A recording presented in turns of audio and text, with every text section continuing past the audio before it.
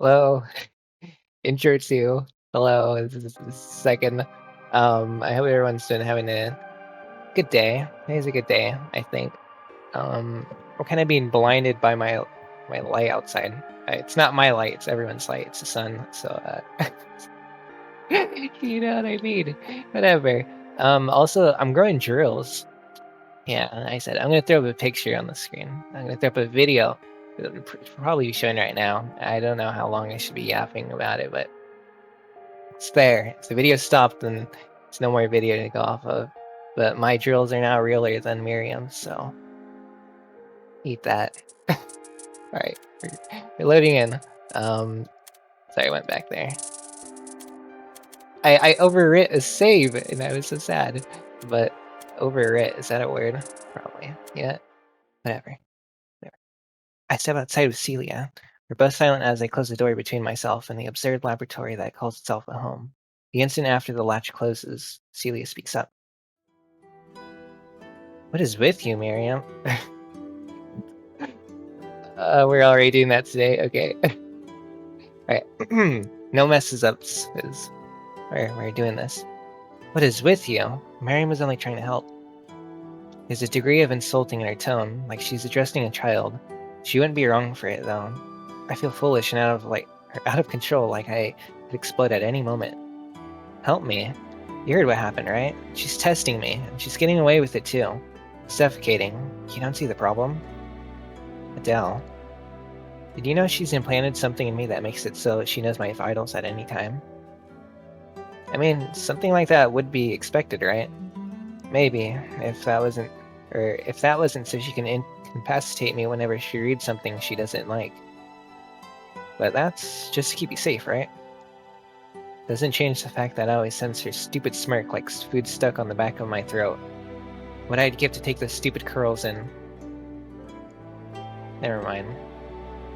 Well, keep in mind that she's the only one who knows what to do, alright? She's doing all she can. How can you trust her so easily? I can't be the only one who sees how ridiculous this all is, right? I know the situation is a bit strange, but she's my friend. Why wouldn't I trust her with my precious things? If I didn't know you, Celia, I'd say you're utterly hopeless. Why did you come back? Why do you keep saying that? I was sure that you'd never want to see me again. What? I no longer have the volition.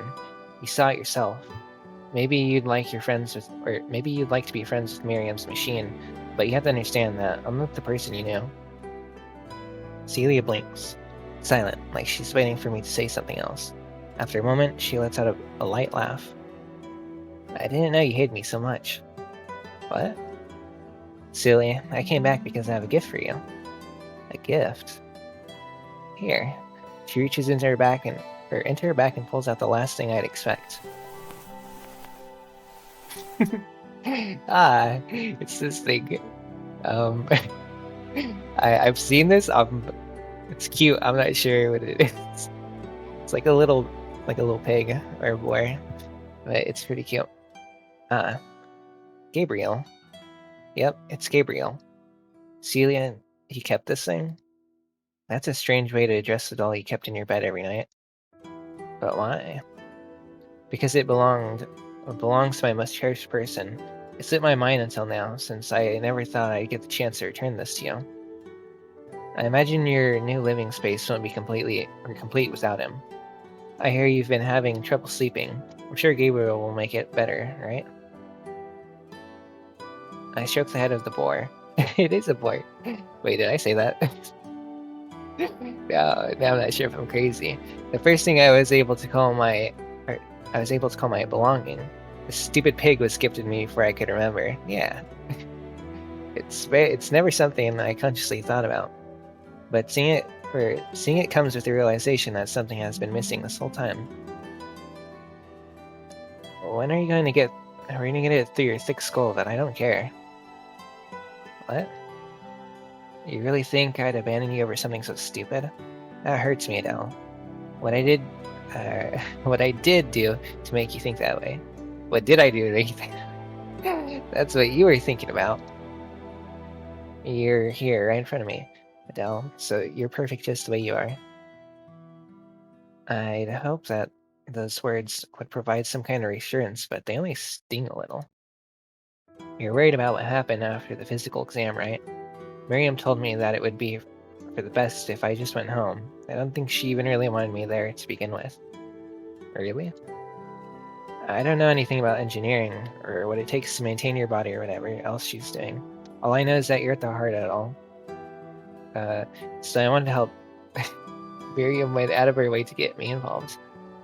She's never liked asking for help. I knew this, and I still pushed her to give me something to do. And then I just got in the way, didn't I? But still, I want to be here for you, Adelle. So basically, it actually took a lot of courage to come back. I'd like for you to praise me now. Oh, thanks. Her smile leaves me speechless, but still, I can't help but think how absurd her line of logic is. Thank you, really, for returning this to me. Of course, you're my best friend after all. Unconditionally, she seems to say, even after you've been mashed back into reality that has no room for you anymore. Now come on, we still have to go shopping, remember? Oh yeah, but what about Gaby? He's coming too. Don't forget, he hasn't seen you in 5 years either. Okay, I have to know. Am I recording?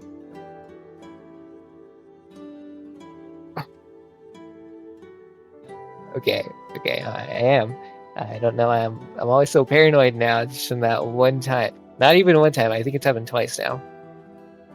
Maybe 3 times. I don't want it happening again. I guess you're right. Celia takes my right hand like it's nothing. I force myself to pretend it's simple to me as it is for her. So, how are you? After yesterday, are you hurt?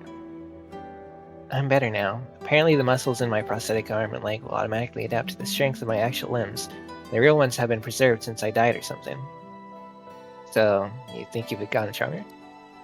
Now that I think about it, not especially, but I can withstand carrying probably like 100 to 120 pounds, so I think I'm at least recovering from... So I think I'm recovering at least from yesterday. Oh wow, did you find that out? Oh, I'm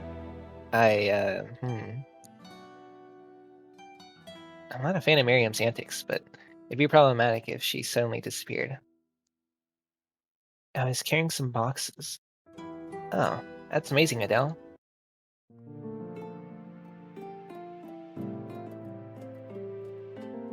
Okay, I'm sorry. I was thinking, there's like so many like background... Sorry, hold on. There's so many background pictures. They're so quick, but they're so pretty.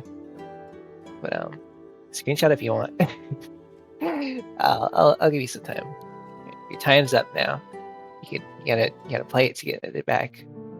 But we're gradually reintroduced into series together. Sinner says it's open 24 hours, but it's closed at 9. Closes at 9. What am I doing? Wake up. Oh, okay, I thought it was tripping. Over there is another residential district, and that place used to be a liquor store, but it's got shut down. These buildings over here were built a few months ago, but I still haven't gotten used to them. The square infrastructure looks completely out of place and bland next to everything else. It's kind of an eyesore. Maybe the old ones are just outdated and dirty. She giggles. I mean, hee. I should count myself lucky that you haven't met anybody out here yet. Now, there's no chance that I won't be accompanying you for your first impression of all of these places. Yeah, that'd be a shame. But anyways, is there anything special about this place? You pretty much have chosen to live anywhere, and just here. Not really. Kinda sucks, actually. You're not hesitating to admit it anymore, huh? Maybe, but you know what they say. There's no such thing as perfect home, or it's perfect home, or something like that. You're just making crap up now. Well, do you like it here? Do you like it here so far, Adelle? Sure, why not? Really? Yeah, not sure it's the scenery I keen on though. Adelle. By the way, those tracks we passed by, is it true that someone got ran over by that train? Oh. Uh, Celia. Oh. Celia. Oh my god, Adele. What has Miriam been telling you? She's so crude sometimes. It's like, where are we going with this? Sorry, that was just too funny. Of course, that never happened. It was a completely made up rumor made by an industry plant to get people to start buying cars. Seriously? Yeah, corporations are really going for underhanded tactics these days. I believe it. No, that doesn't follow at all. Secondly, who do you even need a car in this town? Really, though? This place isn't half bad, I guess. But I won't be staying here for long. What do you mean? Okay, I just had a thought in my head. What if Adele had built-in Heelys? Wouldn't that be pretty sick? Yeah, that'd probably be pretty stupid, but I don't know, it just popped in my head. What do you mean? I'll be shipped back to Eden at some point when I... Why? Tell her what I've learned. Keep it in mind. Oh crap. I'm pretty sure these go like route-wise, so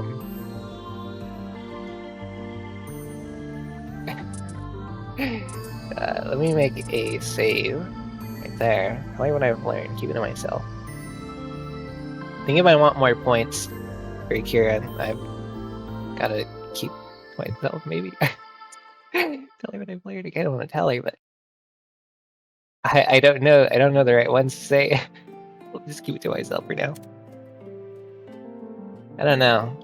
I figured it's not like I can just find a job here and crash with Miriam forever. Maybe not, but why Eden? I don't know. It feels more natural to consider that home than Miriam's place. This conversation will only go in circles, especially if I'm dancing around bringing up other women. I fucked up by mentioning eating in the first place. Did I say eating? Eating in the first place.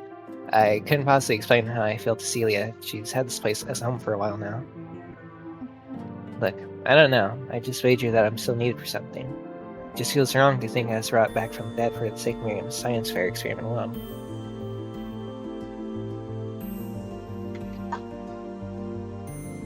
Well, either way, none of that's important right now, is it? You're right. Let's keep moving.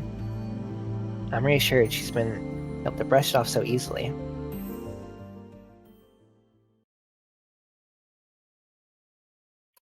I don't know if you can hear my phone going off. Maybe I should mute it. I'll mute it for now. What's going on? I looked away for a second. I swear the lights were just on. The Valkyrie and I stood in the doorway, lost like fish out of water. But what if surrounded its tank was a labyrinth of misery? The anthropoid creatures surrounding us are now... Hiccup. What is going on with me? Creatures surrounding us are slowed to a crawl, hobbling, shuffling one after the other without purpose. Pigs to an abattoir. And in the grip of this hellfire, I knew my primary objective: to lead this play. It's Tuesday, so it's not even that crowded. I lower my voice to a whisper. What do you mean? There's like at least 5 people here. He's so mean. Oh my god, no one's gonna notice anything off about you. But if you're gonna embarrass me, you should just wait outside. I'm thinking about it. Sorry, it feels like a drag. You have been pampered and fed all your life, Adele. Even people who didn't know you brought you gifts. So, hell to the king, baby. That's not a sustainable lifestyle. Hey, don't you dare come at me on your own magical red moon transforming high horse.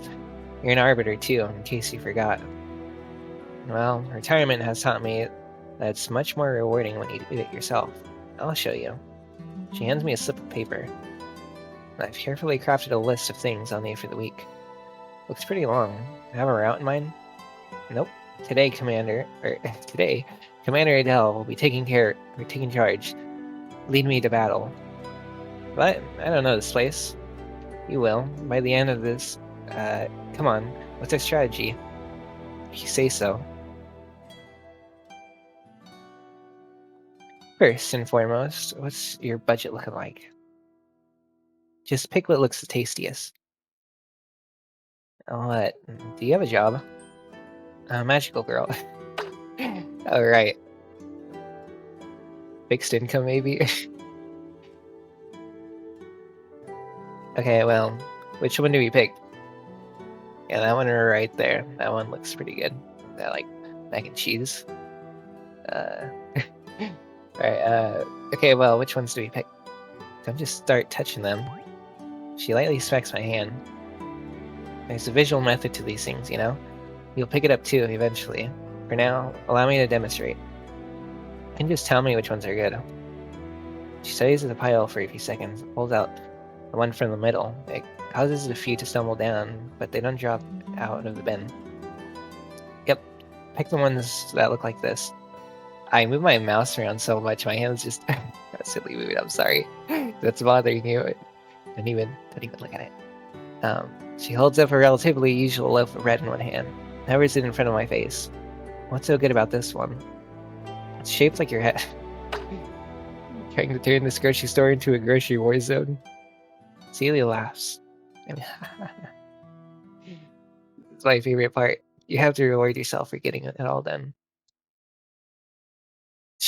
Such a weak mindset.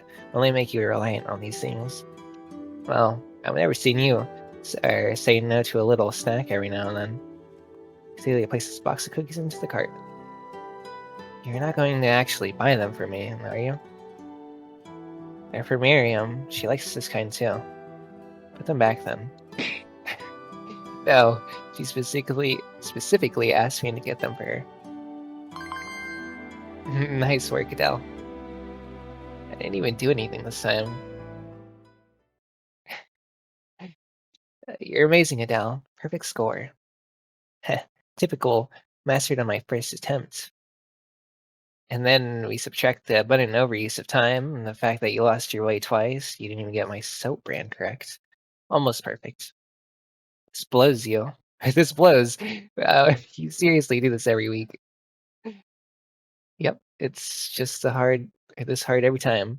You have to do it or else you starve to death. Pretty impressive, right? For sure. It'll be more rewarding when I get to do it for someone else.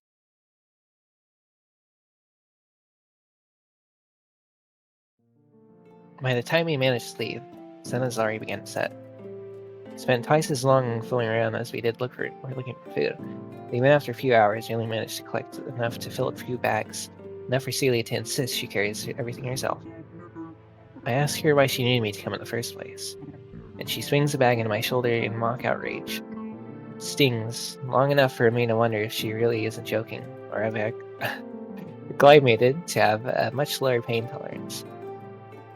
Seriously though, I'll probably never be able to eat any of this. I know. But it was still fun, right? Yeah, it was. See, things can be just like how they used to be. Or used to. Even with what's happened. It's not any different now, right? So, this is all trying to convince me of something. I've already come to terms with the fact that she's only been trying to convince herself. Though, I can't really tell. This music makes me kind of sad. I don't know why. I know why. It kind of reminds me of, like, Nier, Replicant. But the whole time I played that game, the music just made me sad. If that makes sense. The game is just sad in general, so I guess the feel of it is just... This is what it's giving me. I feel like something bad's gonna happen. And I'm worried. It's... I wouldn't pin either Celia or as a confrontational type, but I always found solace in working around our issues. Our conversations become temporary escaping. Why did I read that backwards? I can't imagine that she still sees me as a coping mechanism. I do. Consider the circumstances. So, in that sense, this afternoon felt too good to be true. Oh, I almost forgot. You'll need to start heading back home for your injections soon, right? You've spent far too long here already. Yeah. And that's why the thought of leaving her again makes me sick. I'll walk you home, okay? Home? I don't budge. I'm not ready to accept that Celia's got more important things to do than cling on to me. The reason things were always the same was because... Hey... Adelle? All my movements are run through a computer program before they're executed. One that... one that whore built. What does that mean to you? It doesn't really make a difference to me. My instincts are processed, loaded, and reanimated. Maybe because it's so easy to move. That's what's been bugging me. I mean, in the end, it's still you, though. Do you really believe that? 100%. Take a deep breath. She doesn't get it, after all. Listen, even after Miriam's endeavors to rebuild me, she screwed up some of my brain/body connection type shit. So I collapsed yesterday. Okay, so she'll fix it at some point, right? You can pretend things are the same, but let's face it, I'm not supposed to be alive right now. Do you really believe that? I was killed by Atlas, wasn't I? Torn apart, just like all the others. Even if I can control my new limbs, I can't feel anything unless it's with my face, my left arm, or my right leg. That should be enough to prove the other things aren't mine, right? Because my real body is likely still there in the field. Except, of course, it's all bones now.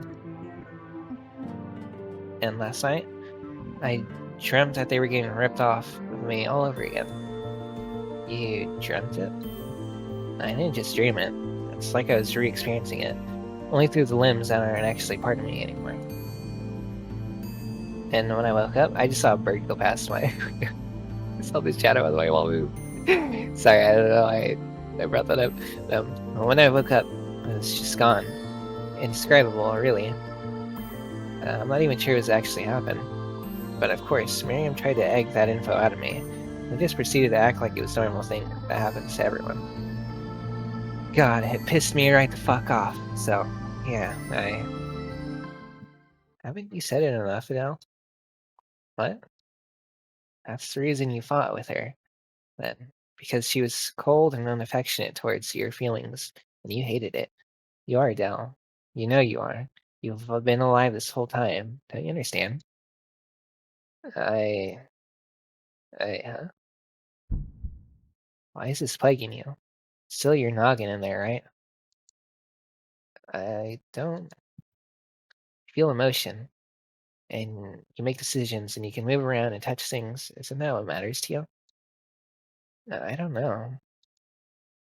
You're telling me a lot of this, and a lot of that, but how do you really feel about it?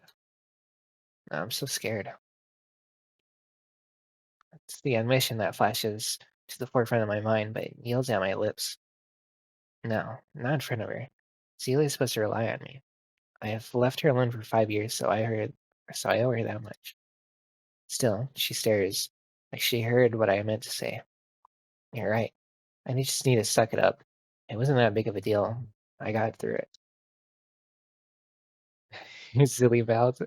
It's just something I have to get used to, right? I mean, hey, even you've roughed me up worse. She's still staring, so I blink and turn away. Right.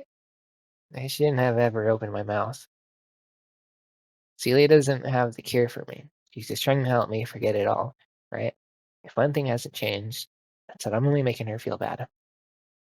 This is something I have to get through on my own. I flinch as she places a hand on her hand on each of my shoulders. I watch in horror as she slowly traces her fingers down the mechanical arm. It's limp as she takes the hand in hers and raises it to her face. Stop. I pull it away. If I hadn't heard her feelings, I'd be able to feel her skin. Adelle, you aren't alone. Don't do this. Please don't. Remind me of who I used to be. I don't know, I like that, I'm sorry. She can use her advance. I don't blame you. You must still be seeing things from the lens view of before, when you were loved and pampered by everyone, right? Don't. Why? Isn't this what you always wanted? To be consoled? You're alive, Adelle. Isn't that amazing? Please. Her left hand goes somewhere on my back, forcing our chests together. And hey, I'm still here for you, you know? She's way too close. The mechanical hand should never be able to glide its thumb against her perfect cheek. Celia smiles and nestles her head into it. See, you don't have to be afraid of today. I'm not pushing her, right? Not pushing her away, right? This is right. Her away, why? It's wrong. Celia, you're exactly the same, but I choke. I don't know if it's out of anger or anxiety or what, but the pause causes me to stare back at Celia. What's she thinking as she looks at me? Can it really be the same? Even after you've been ripped apart and sewn back together, a scarecrow of her former self. I'm not the person that you knew. Now how come you're just as lovely as always? My eyes, well, who could I possibly see? That's not you. Now you're right in front of me. I'm so happy right now, I could die. Look how much you've been through. Look how much you've been through, Adelle, and you're still standing. How about that? You're so strong. Please don't say it. I'm so proud of you. Suddenly those 5 syllables I've been yearning to hear for my entire life feel so much more hollow than when I imagine them said by someone else, because they're shadowed by the realization that Celia's voice has been hurting me more than anything else could. It hurts because I know Celia would never lie. It hurts because I can't possibly accept these feelings. It hurts because if she continues, I'll be forging a path severed long ago, one that I will never have the strength to turn away from again. I'll have to accept that it took me coming back to life to understand how stupid I've been for not choosing Celia. It hurts because this woman is downright gorgeous. She's radiant underneath in the setting sun. I always knew Celia was beautiful, but she's never looked this good. The world around us disappears. Just how long have you been standing here? I can't tell which one of us closes the gap. This won't solve anything. I shouldn't be doing this. I don't even know if I want this. But hey, what's it occurred at this moment? Her chest rises and falls against mine in a soothing rhythm. I don't stop the mechanical hand from lacing its fingers in her hair, pulling back her neck and pulling her deeper into me. Forgive me. Please forgive me once you realize this body is taking advantage of your kindness. She honestly graces me with positive affirmations, soft pleasantries, and unconditional feelings. And what do I have left for her? Wishy-washy sentiments from the dead girl, right? From the dead girl who walking is almost guaranteed to break her heart again. That's not fair at all. I get an inkling that we're finished, so I let go of her fast. The gap of air between us becomes cold. Sorry, I got a little carried away. Don't be. Not exactly the exchange I'd like to have after that, but what was it really? She kissed me before. Of course, plenty of times, in fact. No matter how far we got, she was always the one to reassure me that it doesn't mean anything, wasn't she? Today she doesn't. Well, I definitely never felt like that. It was also never finished as awkward or afterwards. Though I kinda wish she'd do it again. But I've done too much already. I finally gathered the decency to back away completely. Let's go then. Adelle, you don't need to go back to Eden. Why? There's nothing left for you over there. Not anymore. But it's okay. There's no need for you to kill Aberrations or be the hero. You're all done with that. I know, but I'll take you wherever else you want. I don't know if I can move on until I know why I was revived. But does that really matter? I'll have to find out. She has no immediate response, but she then continues to stare at me with something like heartache in her eyes. Even if it takes some time for you to find out, let me be here for you until then. No matter what ends up being the reason why, because I need you too. and even afterwards, we can just pick back up where we left off. I'll never leave your side. That is, unless you have some medical things to take care of, but still. I promise to make sure there will never be a day without rain. What do you want, that? Sure, hun, let's do it. The conversation dies on that note. I can't find the words for anything else going on in my heart. You sure you can't stay here with me? That sounds so lovely, but I think it's for the best that I don't get in the way of what's happening in here again. So for now, go easier on Miriam, okay? I know she's a bit eccentric, but she's doing her best. I gotcha. I don't. Frankly, I'm holding back saying that the Osa responsible savior is likely going to be asleep on a pile of trash on the coffee table once I step through the door, but I can't let myself look more needy than I already do. As much as I'd hate to admit it, there's things I can't do for you right now. You'll see me tomorrow, okay?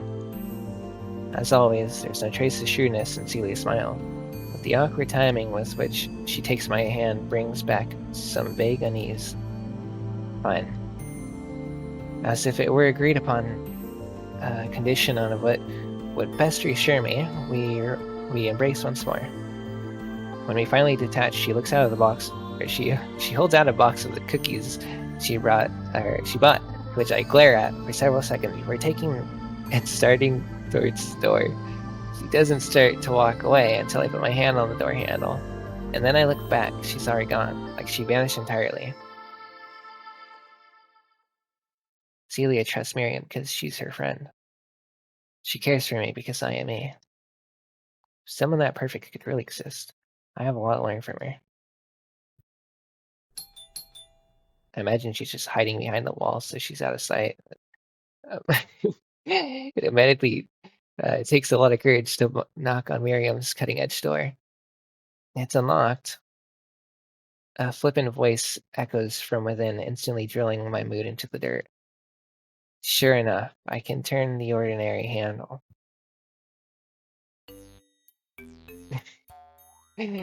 Yoo-hoo! Welcome back, Miss Adelle.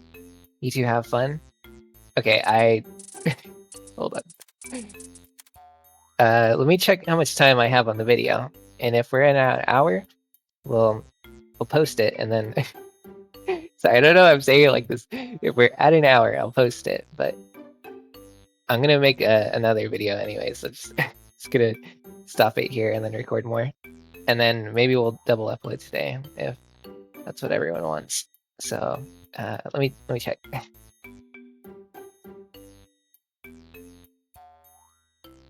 Okay, we're only at 30 minutes. I feel like I've been doing it longer than that, but whatever. Well, we'll do another 30, and then we'll cut it off there, and then we'll do another. Well, I mean, I'll record another, and then you know what I mean.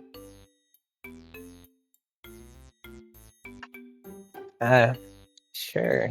What on earth are you doing?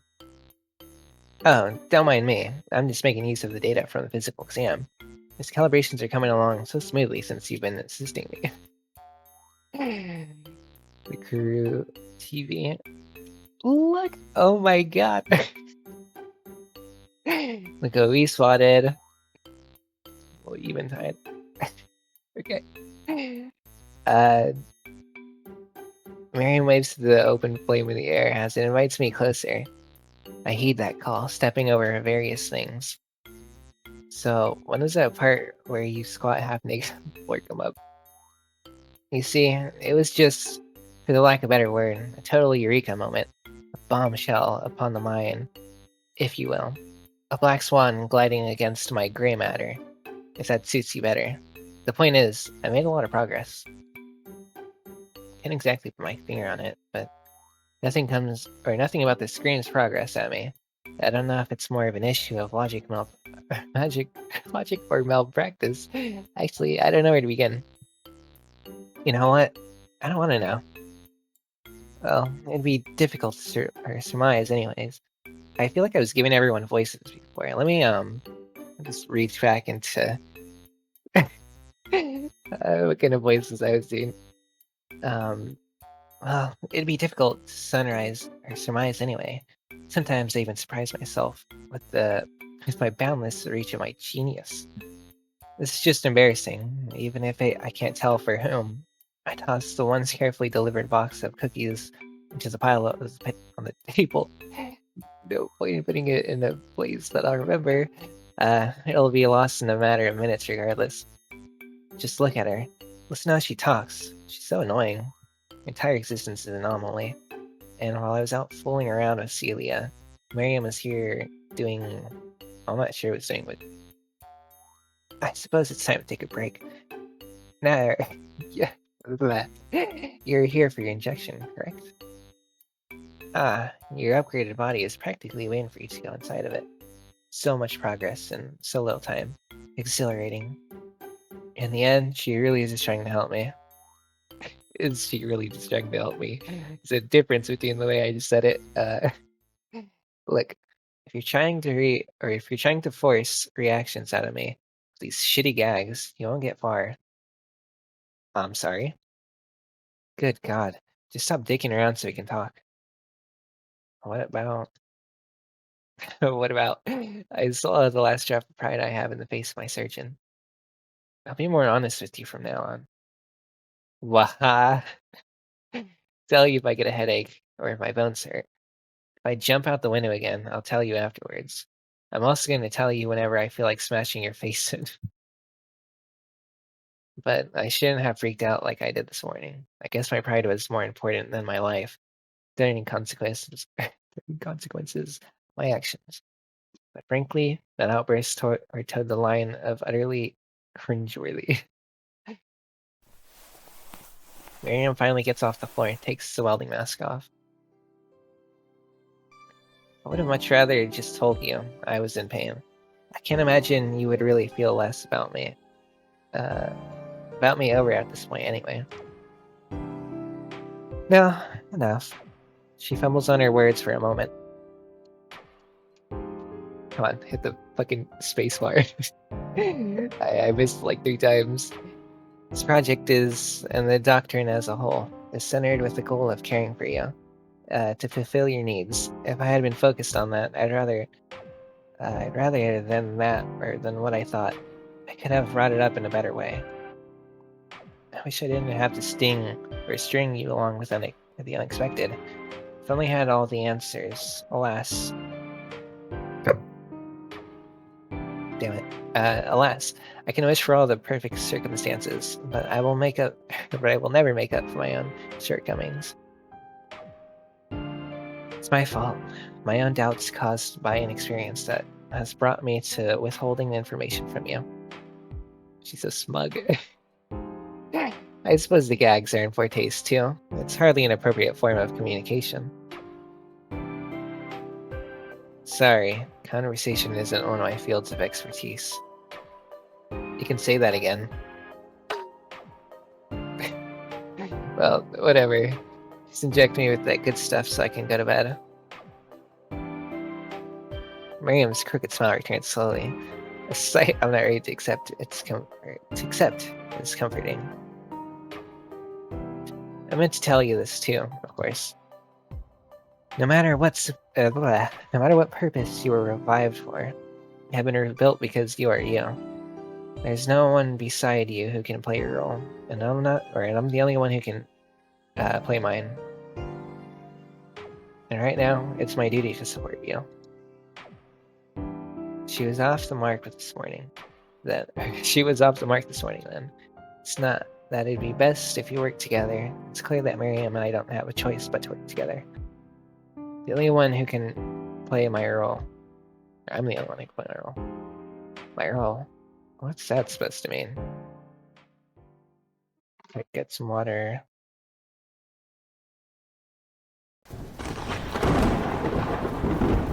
Okay. It's sudden.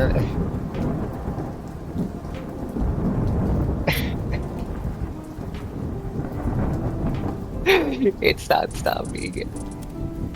Okay, we're good, I think.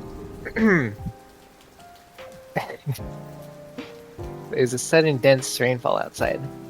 The dim room and the sun downpour inflict a certain kind of despondency in my soul that makes a very conscious feel heavy. My very conscious feel heavy. But I'm also starting to weigh the urgency of Miriam's advice this morning. Suffice to say, I don't have enough left in me, or left in the tank to immediately climb the stairs and retire to my room for the night. We're closing the window. It's too fucking hot in here. I mean, I can't even see. Okay, wait. Oh my god, that's much better. Except now I'm blind. I'm seeing the white spots in my room. Okay. God, I felt like I was being fried. Suffice to say, I don't have... yeah, my eyes are so fucked up. I can't read. Suffice to say, I don't have enough left in the tank to immediately climb the stairs and retire to my room for the night. And while I'm upset with myself for using that idiom, I'm glad I made that observation, because as soon as I sit down on the couch, I nearly slide right off, as if no part of my body can bear its own weight in it. Miriam doesn't ignore this weak abstraction, seeing how my immobilization was likely expected, but fails to comment on it either. She acknowledges my presence and slightly begins sorting the tools she was working with earlier. All I'm left to do is apathetically stare at the ceiling, eventually. Miriam's swordless footsteps surround and lull me into an even deeper complacency. Once again, I can't manage to be bothered by my surrender, or even the humility to be concerned. I become domesticated as my every thought manifests into a very human-like sleepiness. There's the crash of something hitting the floor. At some point, I must have closed my eyes. I'm not sure how much time has passed, but it feels well into the night. I sit up and peer through the room, instantly reprimanded by my own grogginess and the nascent headache that follows. Miriam's lazily picking up a broom off the floor, which melodroit that speaks for her overwhelming lack of physical fitness. I managed to lift myself off the couch and begin to step around with disrepair. Has this really been the most productive workspace for you? Or safe? I mean, you can't just keep blowtorches surrounding with all this paper lying around, right? Are you skeptical of my ability? Yeah. I am, but Adele's not. No. But you couldn't just have assembled me here on your coffee table, too, did you? Of course not. For larger operations, it was necessary to use the room downstairs. Oh, hello. Wait, I grabbed the room in her hand. I grabbed the room in her hand. She must have not noticed my approach, let alone been able to see me through the darkness. Let me help you. She doesn't let go. I lay back down. It's important that your body gets enough downtime. God knows how much physical activity you did today. No, really. I give the broom a slight tug. I don't want to sit around while you're doing your chores. She laughs a little. Chores. Chores, Is that a fucking pistol? I feel like I said that before. Okay. Who is she fighting against? She's... Alright. I don't know. What? You've never had to do a chore in your life, have you? Hey, I did stuff in Eden. It feels wrong to just sit here while you're doing it. Or you're doing stuff. This is my house now too. Well, real adults don't call them chores. It's just something to do. She exhales, amused, and softly pushes my hand off the room. Besides, everything's alright in a convenient place for me. But if you really want me to help, she continues, just keep me company for a while longer.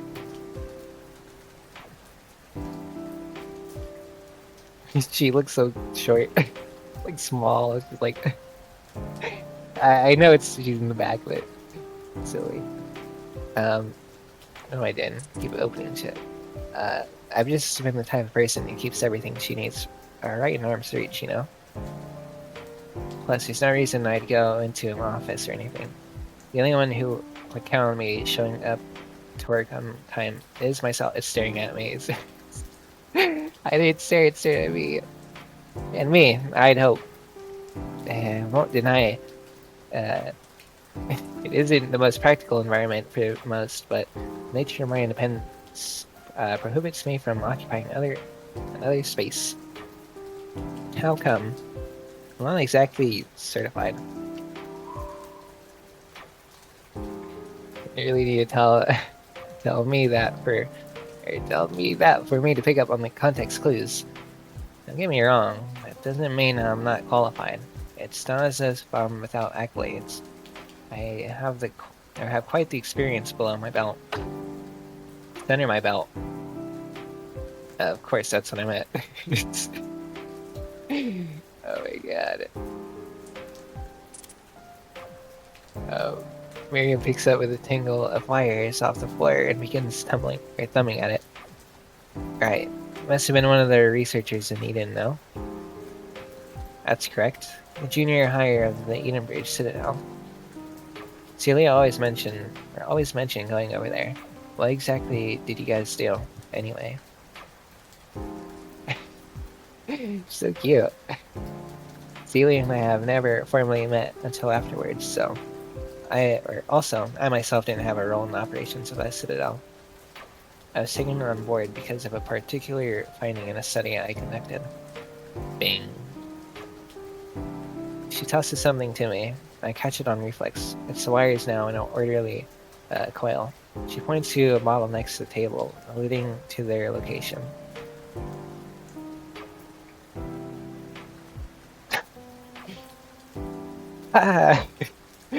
Ultras, Psycho, Infamous, what she said. My thesis before discerning the characteristics that sets arbiters apart from the other humans. It's the name of a particular unique trait in their genome. How, who, and what birth you a new arbiter? Have you ever thought about that? No. No. I toss the cords in the box casually. I am an arbiter because I am. There's no need to consider any other science around it. Besides, damage has already been done. You're right. Time has passed, hasn't it? As I understand it, you were tasked with the job of assembling me. Could someone else have helped you, even if you're uncertified, as you said? It'd be an understatement to say you're balancing a lot on your own.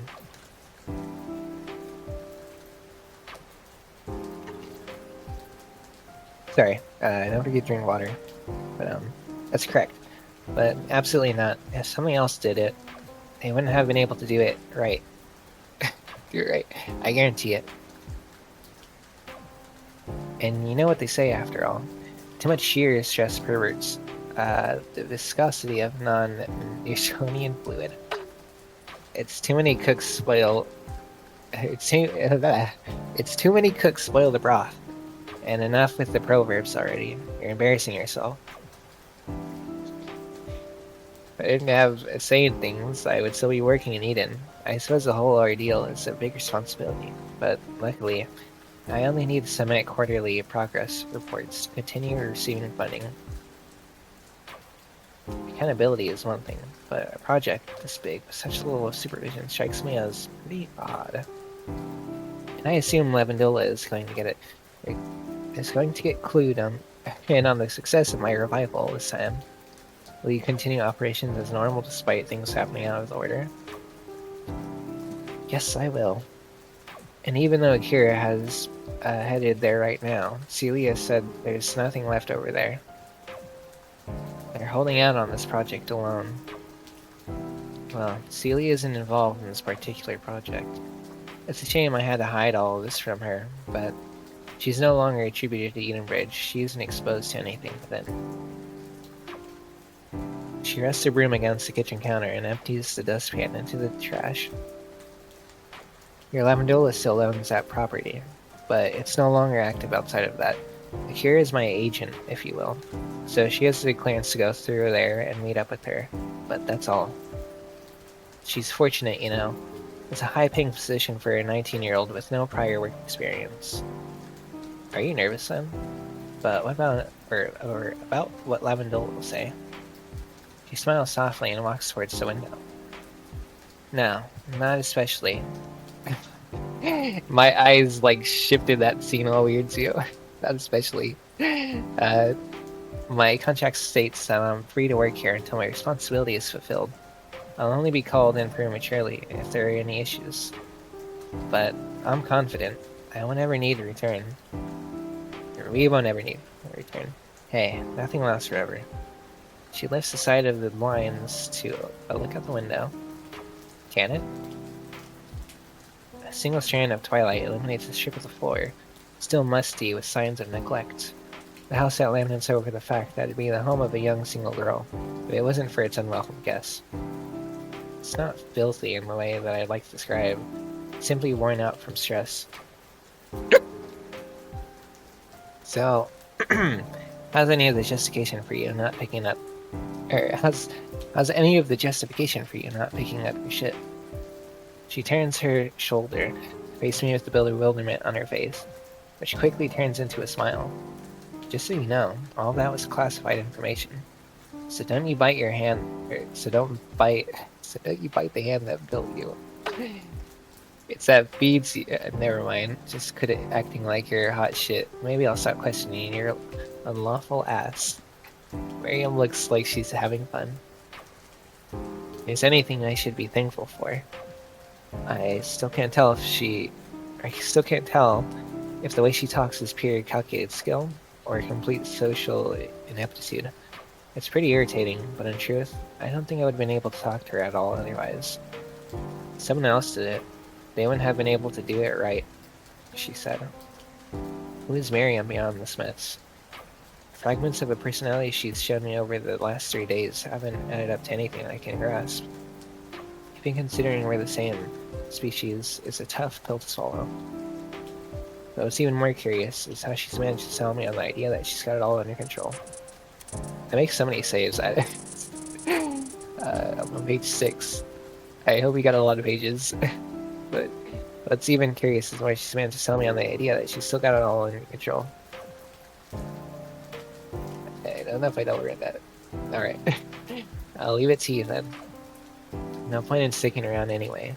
She's only clearing this garbage vortex of a room as it means to entertain me. Made good progress because of my help, right? She get as much done as you can, so you can avoid that bad outcome. Oh, right. Good night then. Bye-bye. Wait, Adelle. Oh. Spending time with you has been fulfilling to me. I'm glad I got the chance to meet you. Sure thing. So fucking scared right now. And I'm sorry.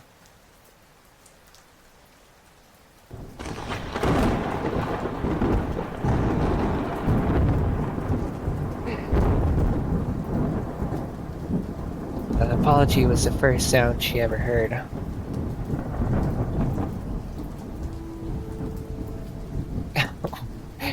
Oh. It hardly carried over the sound of the rain rattling the window panes, a sensation that petrified her mind. She couldn't think, but when she swallowed, she recognized that she had been eating. I feel like I get more nervous when I read this stuff, so I'm like stuttering a bit more. What fell down her throat was tasteless and lukewarm, as everything seemed to be for as long as she could bear to remember. Even still, she couldn't stop herself from filling her mouth before deciding whether to consider her gluttony just. This room was familiar, but she had no way of knowing for how long she'd been in here. To recollect anything would be an insult to the static in her mind.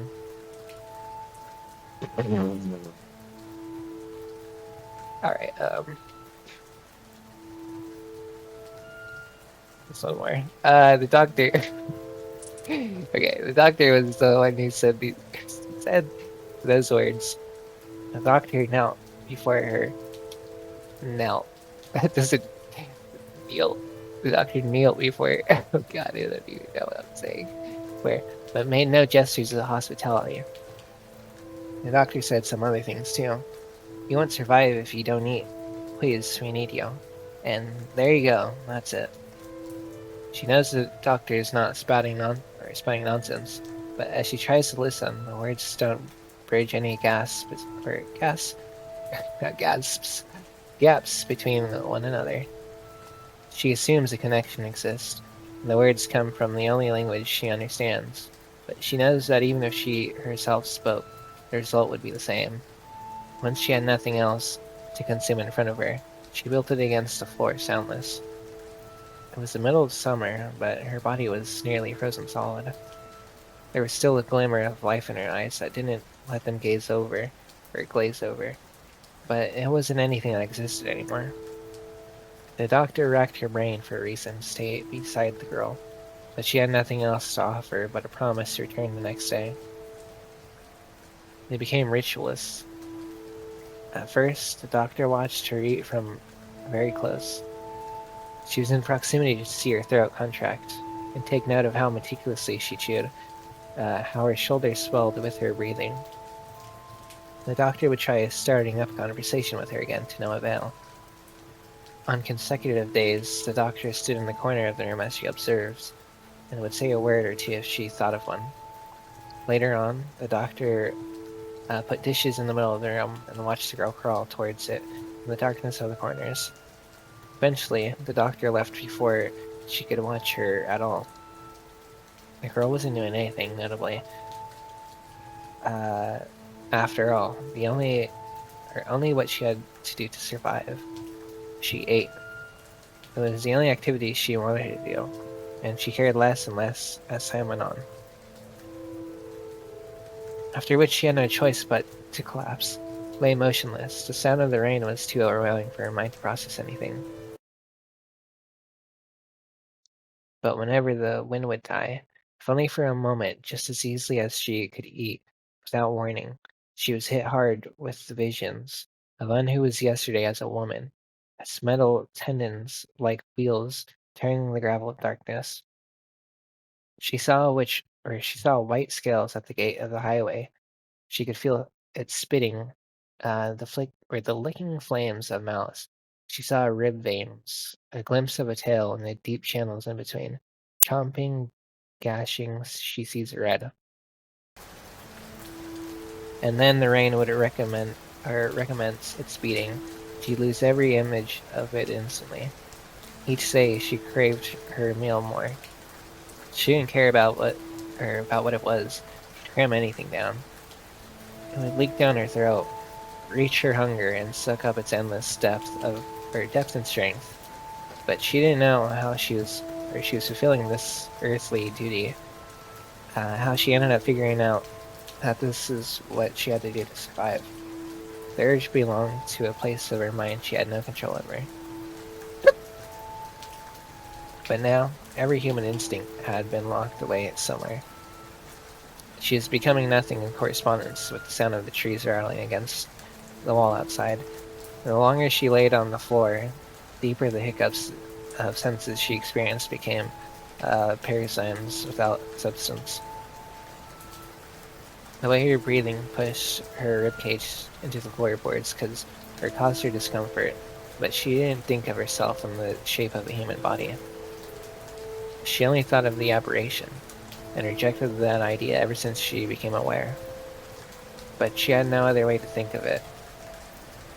One day, she came across a broken glass on the floor, glimmering from the twilight hours. She gained the strength to curl to it, and within it she saw something fear-striking, a ghost that she did not recognize right away. It was herself. She looked down at her figure, and there were stains There were stains and gauze bandages all over her body and the floor that surrounded her. It was also then that she became aware that there were 2 people present in the room. I realized that the girl had not once eaten. I knew she belonged in the room with me. There was no lack in her her presence this whole time, but I could not go to her. I suddenly became frantic with fear. I worried that she would die of starvation, and I didn't ever want to be alone. What's more, I knew that she knew I had already died. She'd seen it, in fact, countless times. Her reflection was only a fraction as immaculate as visions of my death, and that would wind up unravel repeatedly before her eyes whenever she could hear her own thoughts. I had been killed already, so that's why she was still here.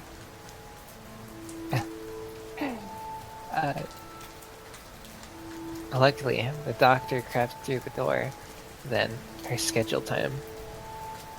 My senses had expanded by the time I turned to face her. I smelled rotten salinity around me. The air was humid and thick with dust.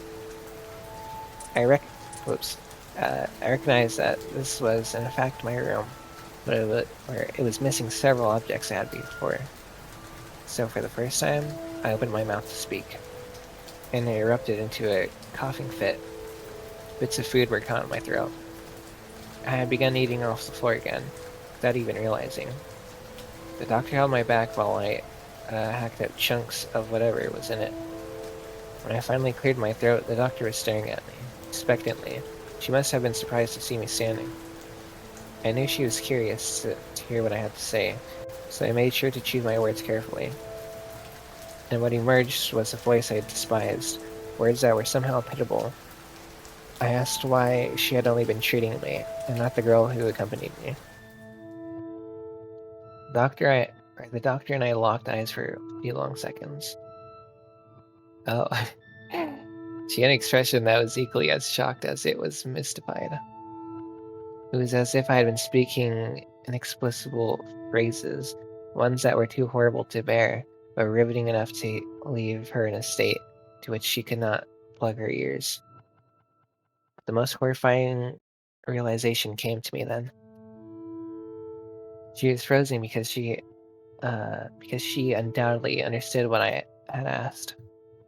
I had communicated with her falsely, that it was then, on the 19th day, that I recognized what I had been eating. So of course, the doctor refused to feed my friend. I was furious, though I couldn't really be sure why. I was still too hungry to form coherent thoughts. It wasn't satisfied with my meal this time, but I figured the doctor looked good enough to eat. I lurched towards her, but she wouldn't comfort me anymore. She backed away from me too quickly. She said, "Be careful," and fled. The door slammed with the onset of rain. My head throbbed. The rain smeared my judgment, and I was too hungry to have the willpower to pursue this thought before I drowned in it. The doctor stopped coming by after that. Sometime later, my eyes snapped open and the sound of the storm was howling again. I found myself standing, propped up by my forehead, leaning against a wall, with a dead brain, burning in my throat. I went from wherever I had found myself in the room, and laid beneath the window, my back against the wall, eyes lowered but never shut for more than a blink. Anytime I was aware I had effort to spare, I spent it clinging to the rain. At some point, I mustered enough strength to look for that mirror again, but it too had gone. I could have tried calling for what I lost, but nothing would return. I'd make a deal with it, but I couldn't even give away any food in return. I'd offer up my life in exchange, but I couldn't even call this living. My emptiness became its own intangible thing and detached from me. It circled around my room like a carriage with a missing wheel. Eventually, the only reminder that I existed was when I found my own hair on the floor, or flakes of my skin in the air. I'd completely gone, and hunger is what took my place. Though, or thought seeped right through me, there's no synapse with enough purpose that caught between the folds of my brain for more than an instant. Everything I was overpowered by the abyss in my stomach. Nothing was left, except the rain drumming against the wall, desperately trying to break through to collect me. And on the 27th day, the doctor returned. She didn't have anything else to take, so she took my hand. Doing this, she says, "Come with me. I'll show you how to truly love Eventide."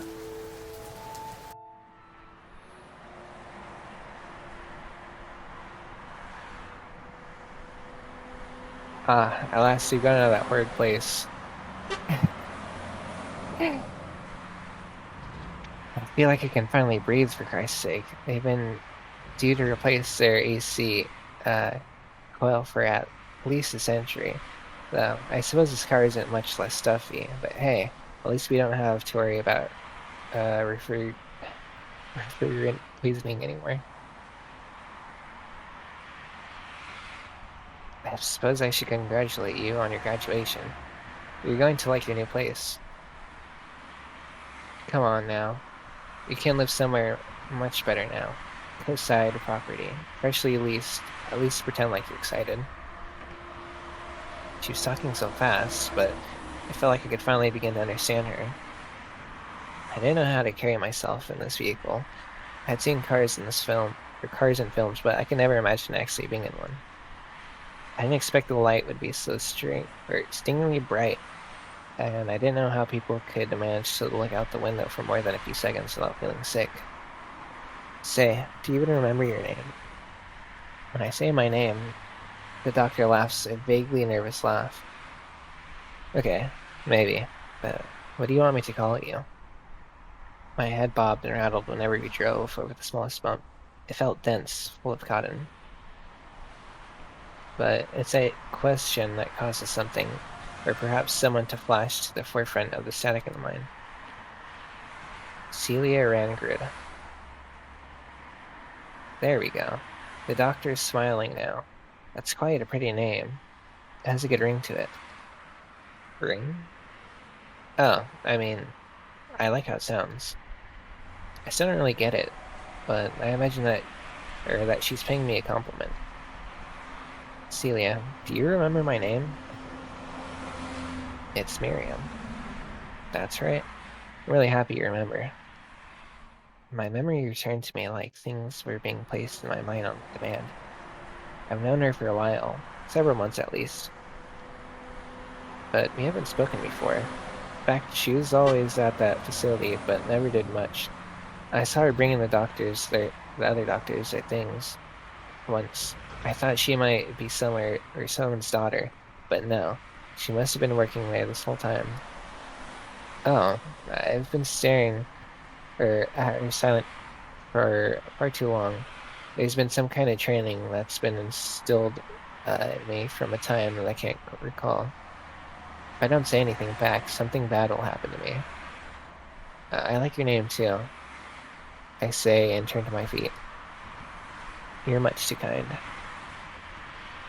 I must say, I've always yearned for summer mornings like this. In the city, we didn't get much peace and quiet, too much radio spectrum pollution, and her voice once again becomes white noise.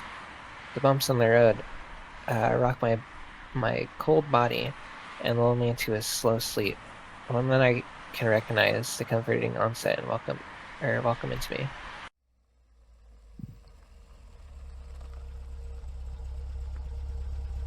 I wake up to the chime of silence, where the purr of the engine once was. It shocks me, and I notice Miriam getting out of the car. I attempt to follow, but I can't manage to open the car door. I panic for a second until she opens it from the outside. You have to press the little button beneath the window. It looks like I'll be teaching you a lot of things, huh? I'm greeted by a white sky. I remember the feeling of wooden floorboards against my feet once I step into the pavement, and I realize I'm wearing shoes I never put on myself. When I raise my head again, Miriam is still there and gestures for me to follow.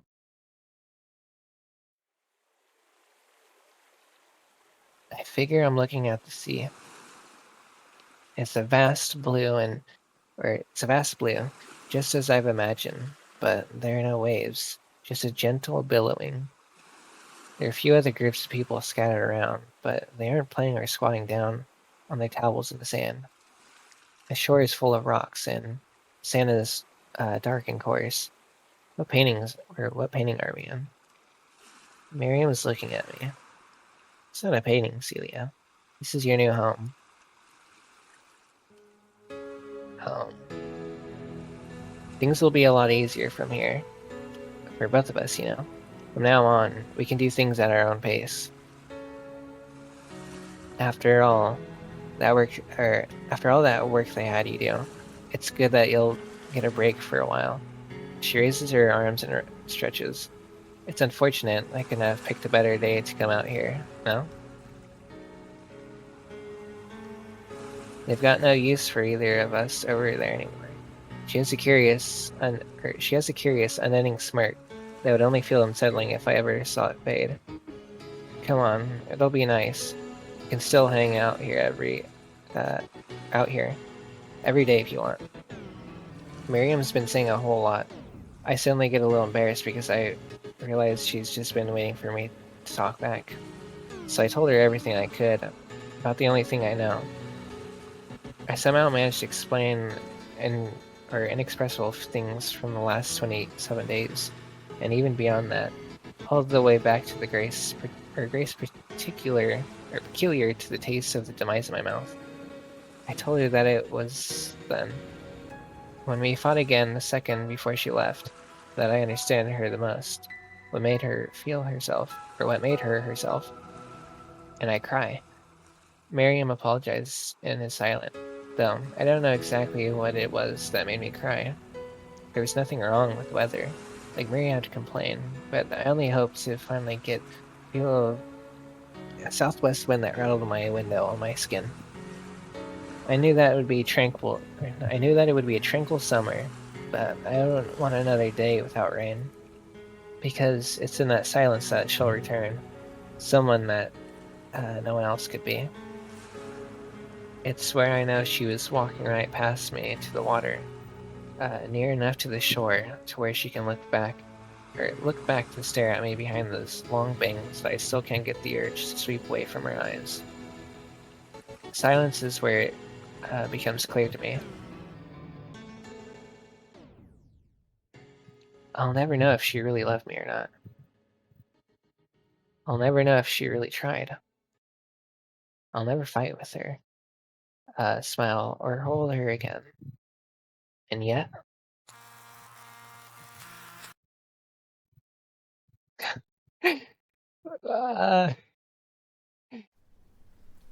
all failed. What something like this happened? She didn't answer. She didn't answer. Call failed. Crew phone. It only takes the time of the call failing before I'm drenched in rain. I hardly notice it. Most of it glides off my mental skin through my body that has long since rested. I instinctively call Miriam to say goodbye, but the thought of what she's preoccupied with right now fosters the endless black mess in my stomach. Sorry, I'm like about at my limit with my voice right now. It's straining. So I think I've got it good enough on this video, and I probably won't. But no way. Sorry, I just looked at it, but Kolulu posted. Wait, hold on. Fuck yeah. Okay, I'm seeing this live. Go look at this post. I'm gonna link it in the description. Somewhere down. Okay, fuck, what was I talking about? My voice. I have this out. If I want to get more out tomorrow, I'm probably gonna shut up for the rest of the day. But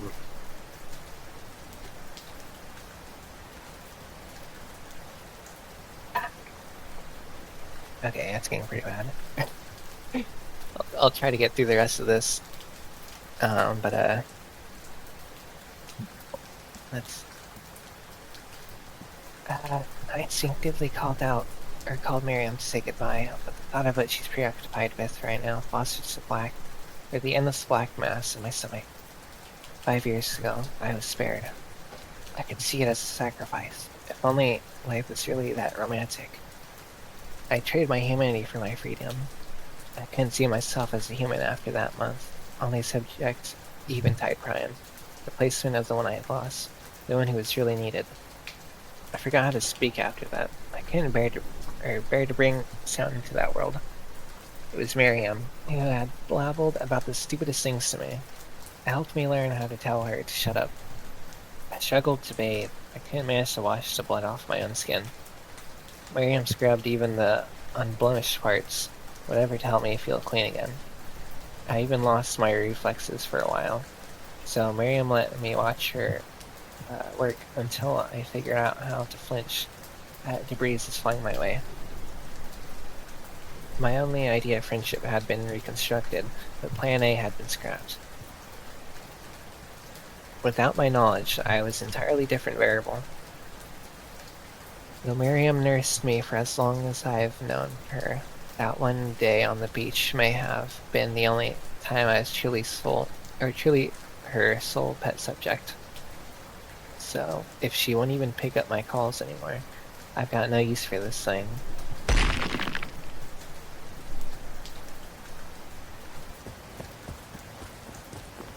I'm bounding towards the final frontier. With each step, I curse over and over again the thought of someone, no matter how kind they were to me, no matter how much they listened or taught me. Spending 5 whole years alone with the real Adelle, and who's likely alone with her right now. Perhaps it was an ill-fated chemical attraction towards the girl I was around when I was young, an overgrown innocent crush, but I hadn't been able to see it like that for a long time. Despite everything, though, Belle tells me I'm exactly the same as I always was. I don't have the slightest idea what makes it. Appraisal. I wish I could have asked her for more. What she tasted when she kissed me, but if she really felt the love I had preached when she embraced me, she still evokes those innocent feelings, still encircled and enclosed by that bygone life. My first instinctual reaction when I saw her 2 days ago was in fact happiness. But I'm a little jealous of the woman she sees in me. I had been long since reborn, synthesized with an entirely different beast, a lily-white slate, something who could be convinced cannibalism could be a noble cause, for the sake of fostering the soul of someone I loved. I couldn't possibly see the world for the same way anymore. Adelle had always been part of me, but I know that it was never my imagination, and I felt her ghost follow close behind. No, I've never known morning until this peninsula night as I grieved the person I thought I was. I couldn't possibly be upset at marrying him, because in revealing Adelle's status, I get to fulfill my role. I finally know who I really am. I've realized why no matter how many times I am broken, my body has continued to rise, because it's the only life that I will ever have. I had ample time to become human. That never worked out, so the remnants of my humanity end up grieving Miriam after she gets caught up in the crossfire. I'll probably have to remind myself just how bitter I feel right now. Hey, wait up, man-eater. I felt that I'd been watched through the night. but hadn't been able to distinguish that feeling from any other terminal haunting sensation. I turned to face the noise, though I already know who to expect. A lonely soul upon the rooftop, standing proud. Even the rain managed to stay out of her way, unable to dampen her radiance. Who else?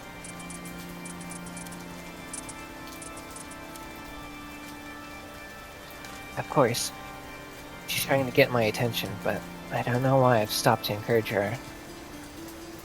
If I had any time to spare, I'd spend it with Adelle, and the reminder that I'm not with her right now makes me so angry that I spit out my companion.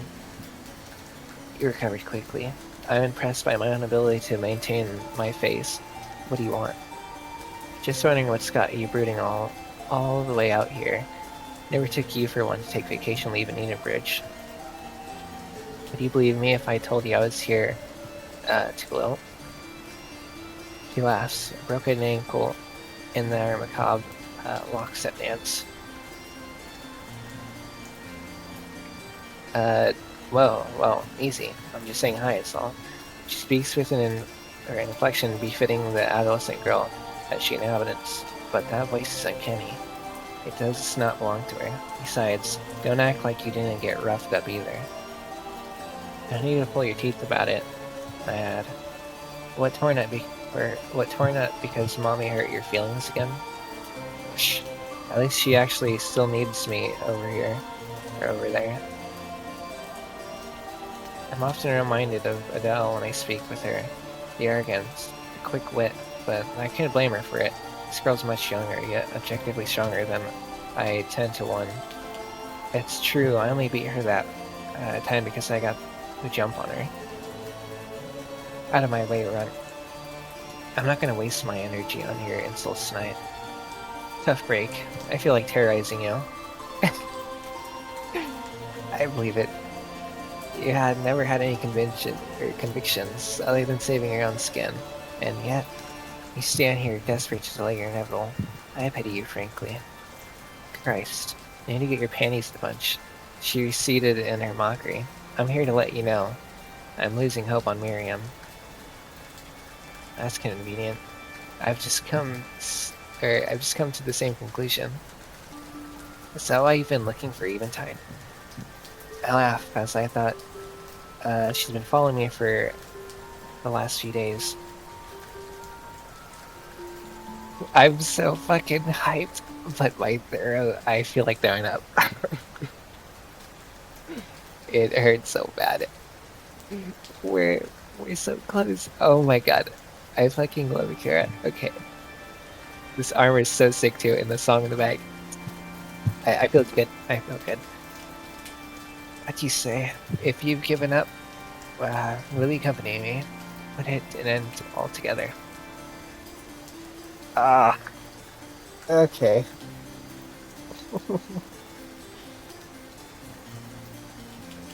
I feel so bad ending it here. I can't. I don't know if I can read anymore.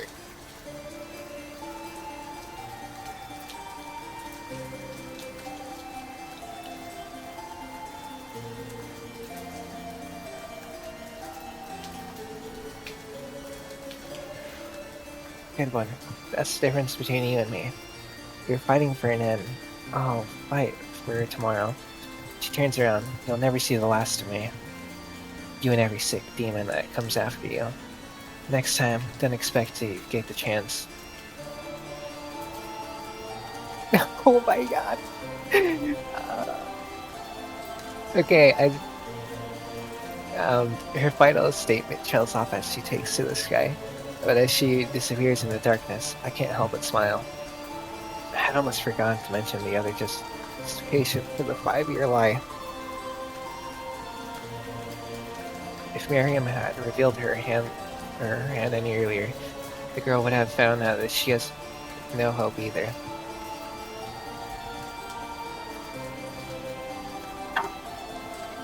But as it stands, it is one thing she finally doesn't have over me, the truth.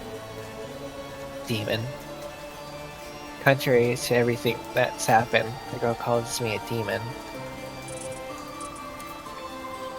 I admire her nerve to say words like demon with a straight face. It's clear as soon as you look at her for more than a second, her figure had been mutated into something that demonic that barely scratched the surface. An identical strain of the curse that was born with me, just haphazardly stuck inside her body, leaking out as an extra human parts, as if her soul itself is incontent. I've never spent time considering names. We both had real names too, of course. Normal names, human names, but she's no more human than I am. Or than I am. Nothing but a byproduct of a supernatural crime. But if it's a demon, that will take back Adele for good. It's a role I'm glad to have. So tonight, I'll accept that name. I am Edge of Ixia Atlas SeigaRozen. And I won't let this world swallow me whole. The world that's given me nothing but a vessel to inhabit, a hopeless body called Celia Angra. So fucking sick. Oh my god. Had my hand hotkeyed on that. Who said that? Okay. This is the end of this video. I'm sorry I couldn't get out more second video for later, but I will save my voice for tomorrow. And sorry, it's getting really hard to talk. I hope I can get this out by at least tonight. It's currently 8:17 p.m. So I hope you enjoyed. I hope you very much enjoyed because I enjoyed that. What the fuck? They look so good here. Ugh. I'm so glad we're getting more Celia backstory here. And she she's so different here. She's so different. Oh my god, this is so fucking good. Okay, I don't want to stop. I really don't. Ah, okay.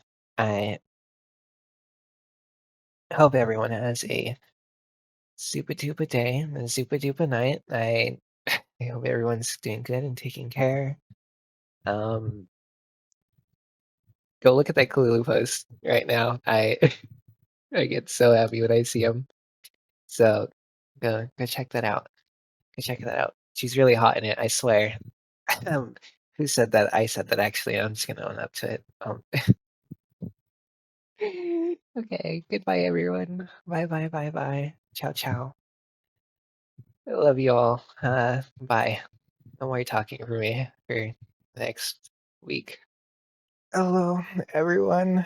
Good morning. It's not really morning, actually. I don't know why I said good morning. I'm sorry.